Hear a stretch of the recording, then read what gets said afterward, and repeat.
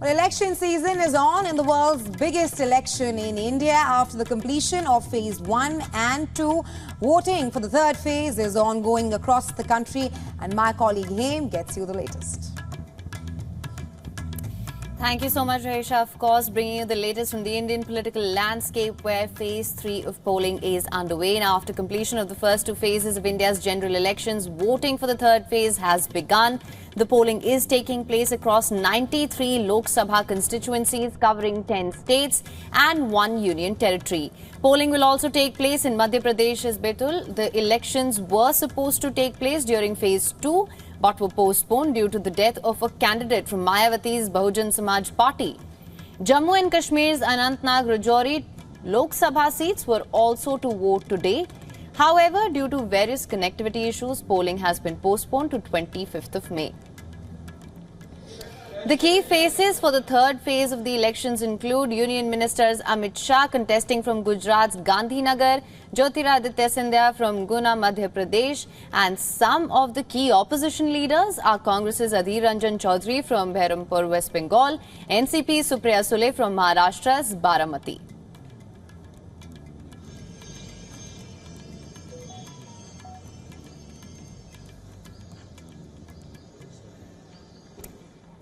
Now, for more on phase 3 polling, WION's reporters have fanned out across key locations in India. Our correspondent Dharamjot Kaur joining us from Agra and principal correspondent Disha Shah getting us the updates from western states. Thank you so much for joining us. Now, Dharamjot, you've been getting us the latest as well. What is the mood on ground right now? What can you tell us about the voter sentiment? Well, Haim, the heat is definitely packing on. So voter turnout at the moment is a little slow. We're seeing about just a little over 10% voter turnout so far, ever since polling began at 7 a.m. in the morning. But in terms of Agra and the other 9 constituencies that are currently on the ballot in Uttar Pradesh, there are a couple of issues, of course, that are in the limelight as far as the state is concerned. Local issues in terms of water crisis, issues pertaining to unemployment and inflation that are also, some problems and issues that are being raised across the entire country. Those, of course, are also in the fray. However, at the moment, what we're seeing is going to be a very close contest and an action-packed contest, which is a three-cornered battle between the ruling Bharatiya Janata Party, the Bahujan Samajwadi Party, and the Samajwadi Party that is fronting the India bloc at the moment. Now, keeping the Bahujan Samajwadi Party aside, we're seeing a much closer battle even in terms of voter sentiment between the BJP and the SP. Now remember, the SP is, a Yadav stronghold in many of the constituencies. That is until the BJP came to the picture and, took a major share of not just the voters but also the constituencies of Uttar Pradesh in the last 10 years.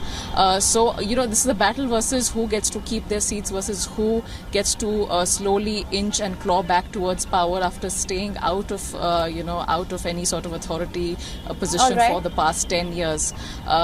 Given that condition, we're also seeing major names that have been floated not just by the Bharatiya Janata Party but also by the Yadav family. So we have 3 major family members of Akhilesh Yadav who are also contesting elections to make sure that the SP in some format does try and make a comeback. Haim?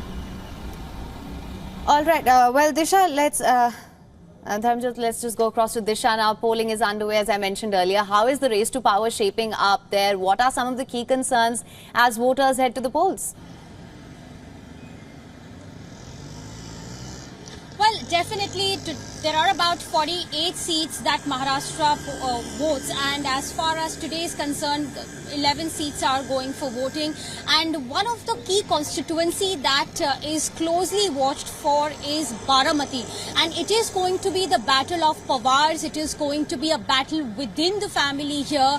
Sharad Pawar's daughter Supriya Sule is pitted against Sunitra Pawar, who is the wife of Ajit Pawar, who is also the Deputy Chief Minister of Maharashtra and also the family member of the Pawar family. So it is going to be an intense battle between the daughter and the daughter-in-law, and this is for the very first time that Baramati constituency is witnessing a fight like this, because since 1999 it has been always a one-sided NCP bastion which belonged to Sharad Pawar and Supriya Sule. So it is going to be quite interesting because the dynamics have changed in the last 2 years. Ajit Pawar, the family member of Sharad Pawar's, has taken a split. He is now with the ruling party of the NDA, and that is why it will be very interesting to see how the political landscape will change going forward. And this is for the very first time that we are going to witness the battle. It's not only the battle for symbolism, but it is also the battle of which the real NCP is that the voters are going to decide today.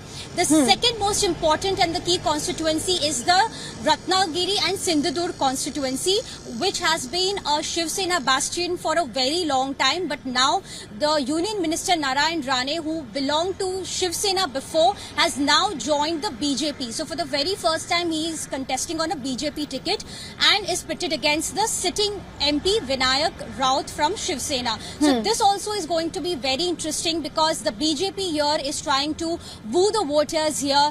They are trying to take away this seat as possible, and this is something which we know, of course, is going to be quite important as the BJP claims 400 plus seats, and that is the target that they aim. All right. Well, Disha and Dharanjot, thank you so much for bringing us the latest. We'll, of course, continue to track all of the developments with you guys there.